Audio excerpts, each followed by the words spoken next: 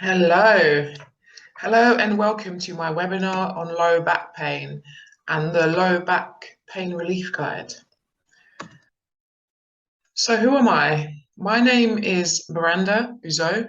I am a physiotherapist with over 12 years clinical experience.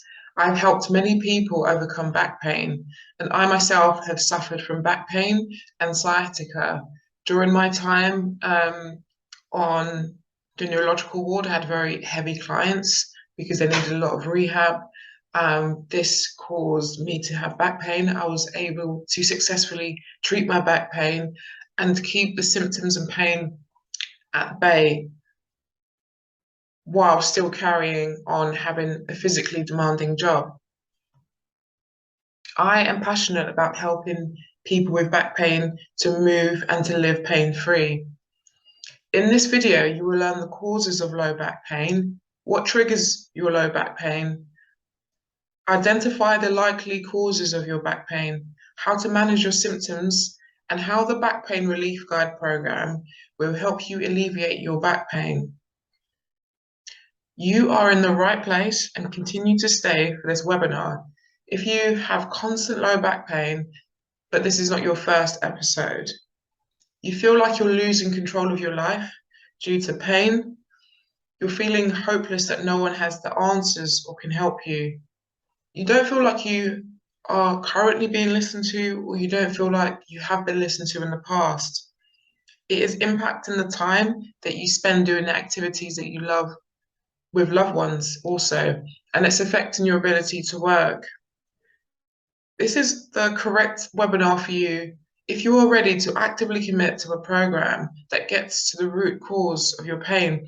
And when I speak about the root cause, I speak of it as a concept. There isn't likely going to be one cause for your back pain. So when I talk about the root cause, I talk about the concept of honing in specifically to what's causing your unique back pain. You are in the wrong place if you don't like learning new approaches. You believe that someone else is totally responsible for your back health. You aren't willing to dedicate at least 10 to 20 minutes daily to improve your health. You don't want to be pain-free, and you want to keep paying healthcare professionals over and over again for the same issue. So my promise to you is that I will deliver as much value as I can during this low back pain webinar. And in return, I just simply ask that you have an open mind about the information that you're going to learn today. So here are some very basic tips for watching. If you can, get in a quiet room so you can have total focus. Turn off your mobile phone again so you can have total focus, and close tabs and any extra apps so your internet is not slowed down. What is low back pain? So low back pain is defined as pain or discomfort between the lower margins and above the gluteal fold, so just below the last ribs and just above the crease of your buttocks.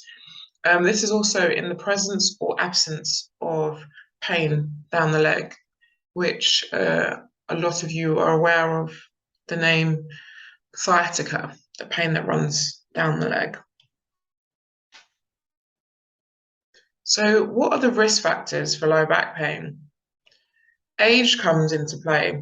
So between the ages of about 20 to 55, back pain is predominantly triggered by disc issues. When you go above that age, 55, 60 plus, as we get older, the discs lose their water content and their height and become a bit more rigid and dry. So disc issues tend not to be the cause of pain. It is likely to be issues of things like arthritis or spinal stenosis. Lack of exercise just means that you have essentially a weaker spine. The muscles aren't going to support as well. So it leaves you at risk of getting back pain. Excess weight, there's simply more load going through the spine, which can cause more issues and pain. Pregnancy, with pregnancy, there is a change in the weight distribution. Your center of gravity, your center of mass changes and you're pushed slightly forward. This can cause some arching of the back and some uncomfortable feeling and some pain in the back. After childbirth, some people do find that this pain does disappear, but the pain can linger after childbirth, and you would require some intervention to help rebalance your back. Diseases such as cancers, tumors can infiltrate the spine, or conditions like osteoporosis. So people that have jobs that require them to lift and to move constantly in a repetitive pattern are at risk of having low back pain. So there have been studies that have shown that there is a link between anxiety, depression, and low back pain, or low back pain sensitivity. But also flipping that, if you're restricted daily in what you can do because of pain, and also on top of that, if you feel like your pain is not being managed, then you are likely to have some sort of anxiety or low mood, which is a normal response to not being able to do what you would like to do and being in constant discomfort.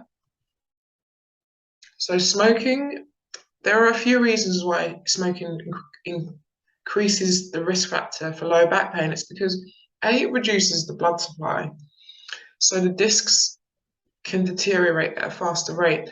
And secondly, especially if you've been smoking for some years and you've acquired a smoker's cough, so constant coughing increases the intra-abdominal pressure, and that increases the disc pressure. So every time you cough, it can cause discs to be pushed back and increase the risk of things such as a disc herniation, which we'll discuss later. So this is not an exhaustive list. There are other things that can contribute to low back pain, but here are in this list some of the main ones. Do any of these resonate with you? Just write a comment in the comment box if any of these resonate with you. I mean, we're all of a certain age, so I'm guessing that one is relevant to all of us. Just to give you a quick spinal anatomy lesson. So in the lumbar spine, there are 5 lumbar vertebrae. So the vertebrae are the bones here, so I can show you. Okay.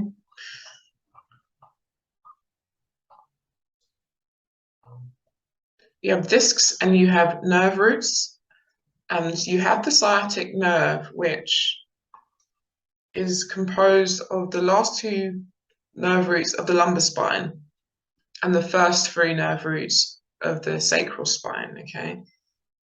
So I'm just gonna highlight here, just very quickly, the vertebrae, and here are the discs in between, and the sciatic nerve, which is made of the last 2 lumbar vertebrae and the first 3 sacral. And you can see here this thick, the sciatic nerve is quite thick and it runs down the leg. So any of these areas, if they become compressed or irritated, that can cause sciatic nerve symptoms.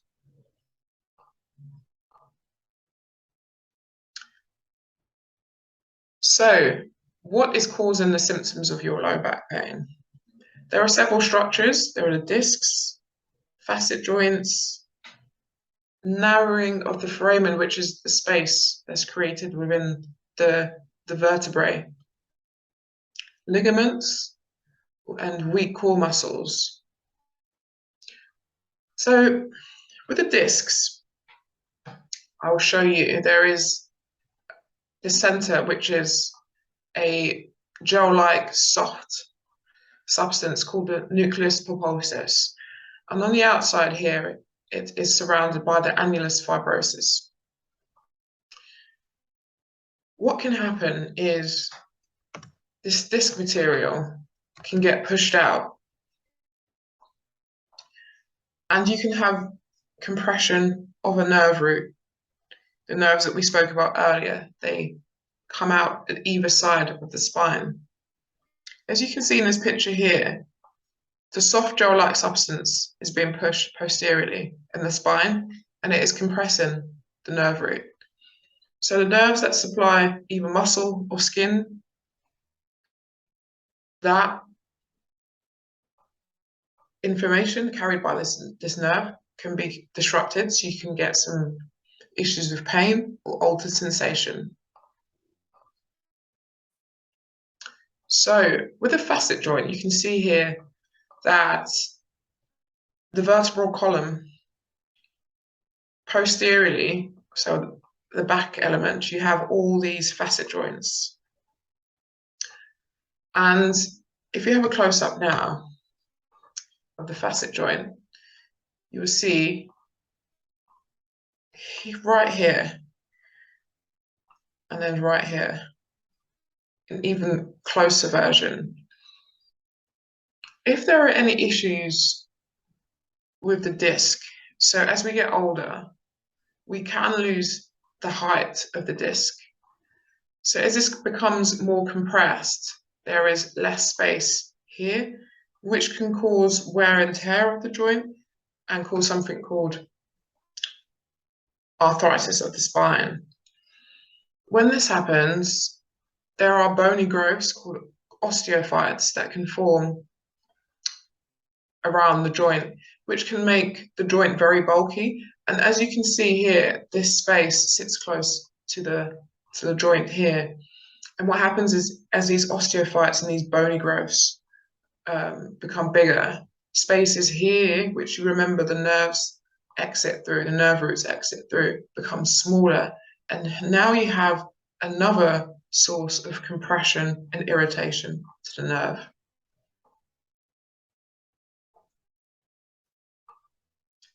So moving on to the next slide, an issue called, a condition even called spinal stenosis. So this is a bird's eye view and a lateral view, okay? As we spoke earlier about the spaces that are formed within the vertebrae, you have the vertebral foramen, which the spinal cord travels down. So all the vertebrae stacked on top of each other create this tunnel-like system, which the spinal cord runs down. And also you have the intervertebral foramen, which is the space on the side, which have the nerve roots that exit through here. And as you can imagine, if any of these spaces become smaller by ligaments that have become hypertrophy, so ligaments that have become larger, or joints here, facet joints that have become more bulky, that can make these spaces smaller. And again, these structures that come out here become pinched.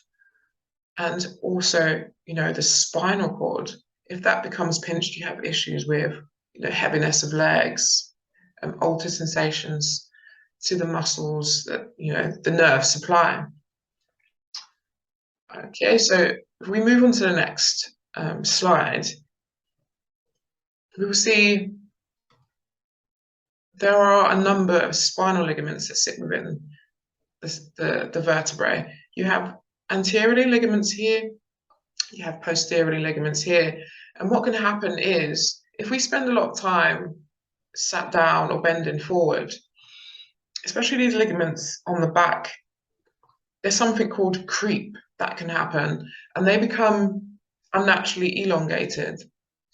And we can come out of this bent over flex position, but what happens is that this creep, this elongation of the ligaments actually stays for at least half an hour after you have sustained bending or sitting down. And these ligaments are made to support the spine. And what can happen is the support is reduced. So things like buckling can happen, things like herniation of the disc, because the vertebrae can move a lot more in this period. So it's interesting because at this point, it might not be the spinal ligaments directly causing your back pain, but they are absolutely contributing to it because they're not doing their role. Their role is inhibited for creating a spine that is stable, so other things can go wrong. So there is a domino effect. So moving on to the next slide, we talk about the core muscles. So weak core muscles can be an issue. There are a number of muscles which support the spine, act like a corset. So the transverse abdominis, you have the internal obliques and the external obliques.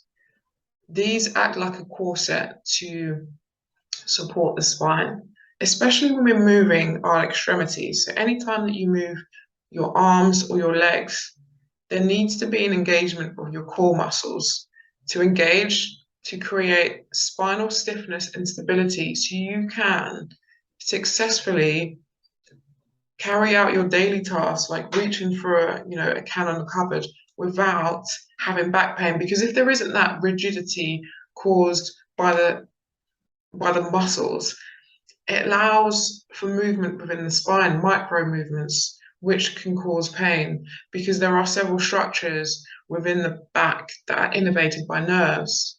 And if you have a structure innervated by nerves, they can sense pain. So this is a recap of what can cause the symptoms of your back pain. So as we discussed, discs, a disc bulge or prolapse, reduced disc height, which can happen with age. It can happen when you have reduced water content in the discs, which again happens with age, or some sort of compression injury that has happened to your disc.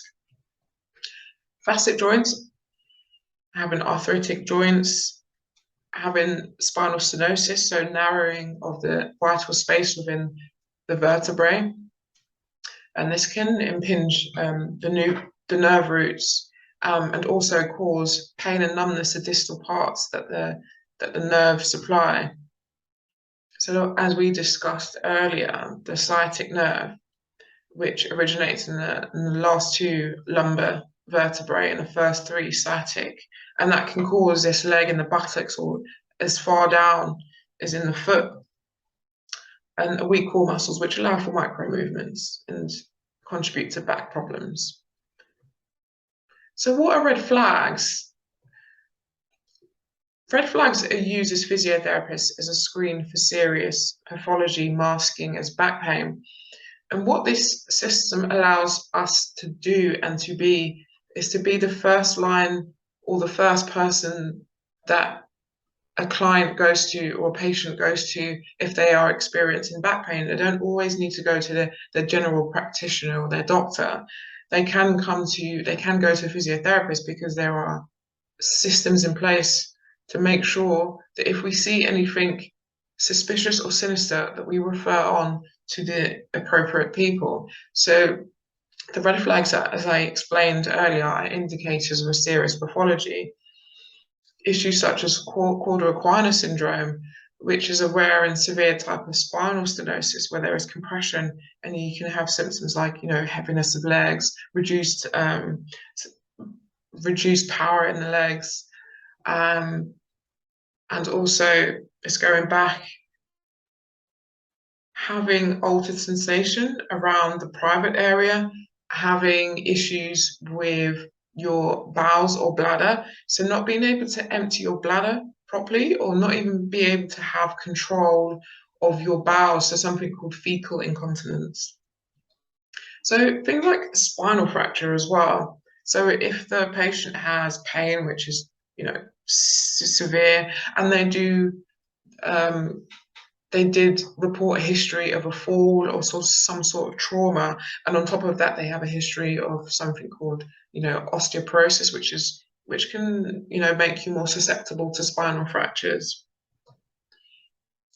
Things like malignancies, like cancers or tumors. So if you have this relentless, unremitting back pain, which is very pronounced during the nighttime, you have an unexplained weight loss that's quite rapid in a short amount of time. They say about 5 kg in about the time frame of 2 weeks. Also, if you have a history of cancer previously, infections, again, this this intense, unremitting back pain. At night time, you have these night sweats, and also you have a history of an infection not so long ago. So if we suspect any of these things, we will refer on immediately to the appropriate professionals, such as being referred straight to accident and emergency, so you can have appropriate scans or have appropriate surgical intervention. So the back pain relief guide, at this point of the webinar, you will learn about the back pain relief guide. And I'd like you to grab a pen or pencil to make some notes, because there may be some things that are mentioned here that you've never been asked before, or you've never even thought of. So the number one thing, how we start, is discovering what is contributing your back pain. So write down all the activities that cause your back pain. Step 2, you evaluate this list and see trends in movement patterns that trigger your back pain. So if you look at your list and you see, oh wow, you know, all the things when I'm bending forward really causes me pain. So you've identified the activities that cause you pain, and you've been able to identify a trend in movement patterns. So it's this bending forward. So evaluate your pain triggers through provocation and relieving tests, which you'll run for. You will learn what triggers your pain, and you will learn what positions actually relieve your pain. This allows for a very specific, bespoke treatment plan, which is totally relevant to your needs. So the back pain relief guides, there are some tests that you can do which do not need any expensive equipment, and then can be performed by yourself or with someone with some guidance at home. So this is an example of one of the tests that we do. It's the compression test. So you sit on the chair and then you pull with your arms up. You pull the chair up towards you, causing some sort of compression through the spine, and taking note of your symptoms. There are several positions that you can do this test in. So you can do it with a neutral spine, you do it flexed, or you can do it and you do it extended. And this gives us information about which structures and what positions are contributing to your back pain. So there are also 5 other tests that you will run through in the program to again gain insight into your pain triggers. Because if you have great insight into your pain triggers, you are able to create a great program which tackles your back pain. So you need to start healing your back, and there are some self-treatment methods that you could use. So the back pain relief process is about finding what triggers your pain initially, learning which movements ease your back pain, and understanding the importance of a neutral spine with movement.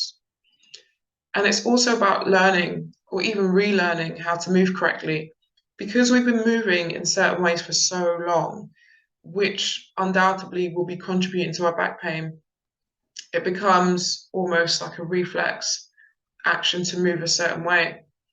So what this program allows is for us to identify what you might be doing wrong in your day-to-day activities and how you bend or how you do certain tasks, and that can be tweaked. It's just like learning any new skill, like learning the piano. You know, you're not great in the beginning and you might feel frustrated. I don't think you should feel upset or beat yourself up about it, because you're relearning how to move. And this is very essential. You learn how to perform exercises which help to stabilize your spine. Again, with good spinal stability, there are less things like micro movements that can occur which can contribute to pain. So here's how you can start to heal your low back pain. Again, just delving deeper into the systems that the back pain relief program uses. So finding what triggers your back pain. Do you keep picking a scab and wonder why? The injured skin is painful, not healing. The same applies to the concept of how you treat your back. You remove the triggers, and your back has time and space to breathe and to heal. Learning which movements ease your back pain. So just like you would, put ice on a swollen knee to ease it, and figure out that raising your leg on a stool to elevate it is a position of ease for your currently swollen knee. This applies to the back. Have you been able to identify any positions that cause you to have rest or some space for your back to not be painful? Again, that's super essential, so your back has time and space to heal.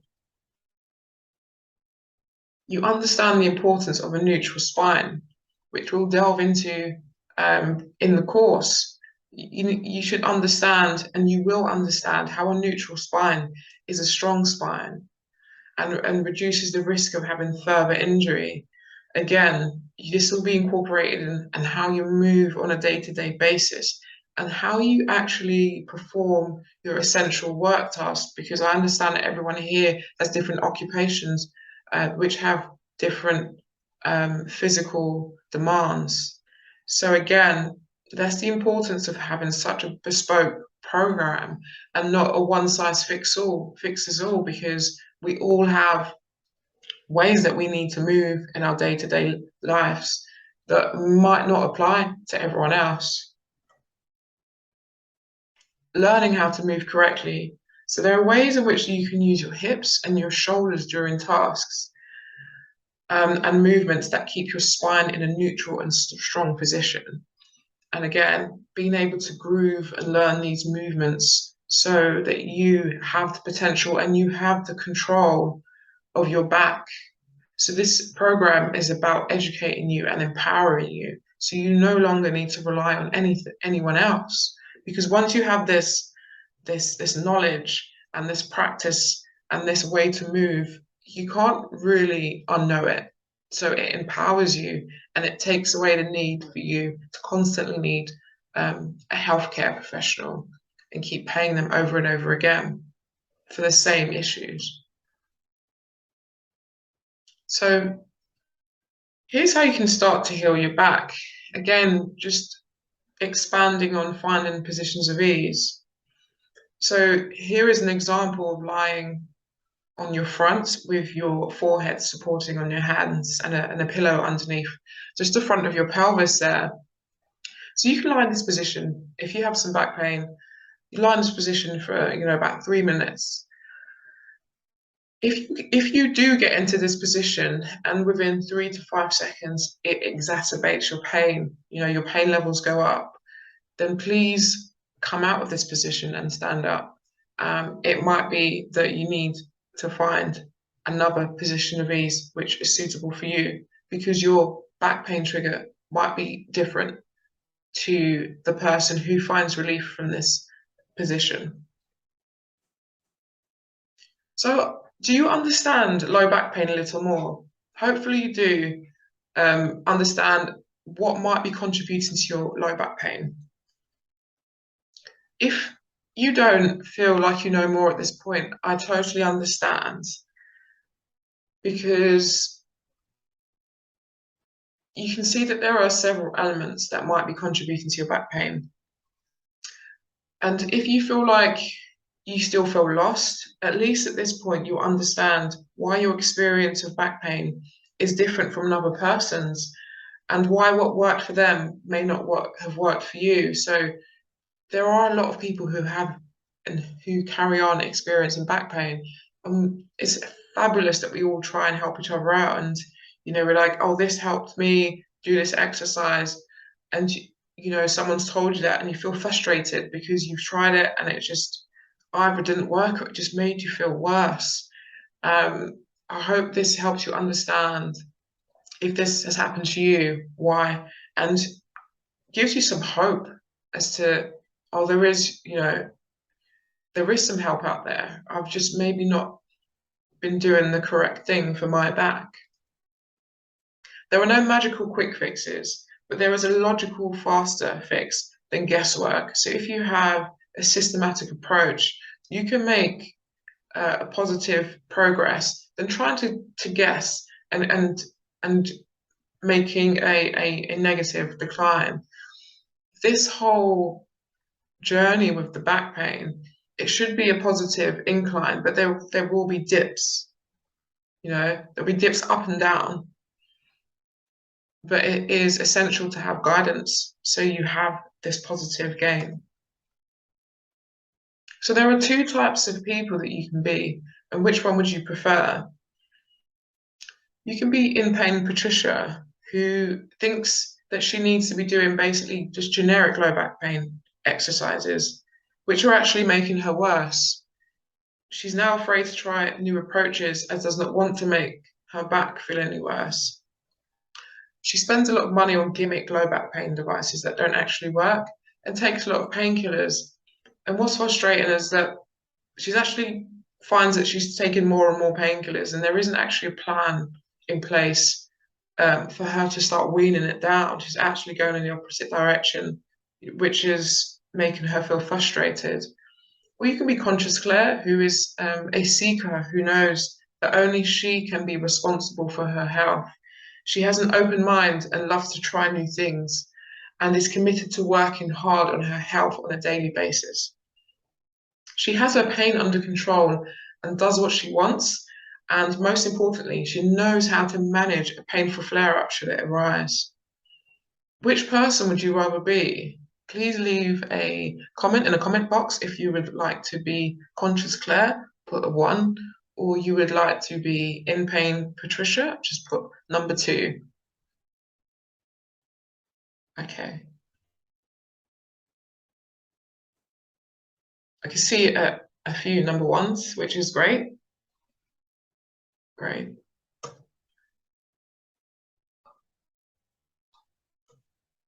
So now you have two choices.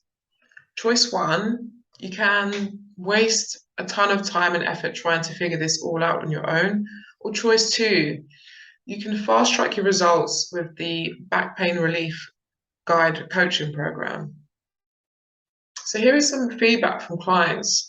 A client who after 7 years of being misdiagnosed by several therapists, chiropractors, just after 2 sessions. This is very quick. This is not, when I say 2 sessions here, it's not 2 sessions and was completely fixed. It was 2 sessions. She felt absolutely great.